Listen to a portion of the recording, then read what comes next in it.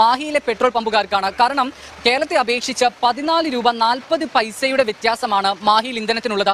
ഇന്നത്തെ മാഹിയിൽ പെട്രോളിന്റെ വില 93.7 രൂപയും ഡീസലിന്റെ വില 83 രൂപയുമാണ്. അതായത് ഞാൻ നേരത്തെ സൂചിപ്പിച്ചതുപോലെ 14 രൂപയുടെ വ്യത്യാസം. അതുകൊണ്ട് തന്നെ മാഹിയുമായി അടുത്ത് കിടക്കുന്ന ജില്ലകളായ കോഴിക്കോട്, കണ്ണൂർ, കാസർഗോഡ് ജില്ലകളിലുള്ളവരൊക്കെ തന്നെ ദീർഘദൂര യാത്ര ചെയ്യുമ്പോൾ മാഹിയിലെത്തിയാണ് ഫുൾ ടാങ്ക് പെട്രോൾ അടിച്ചു പോകുന്നത്.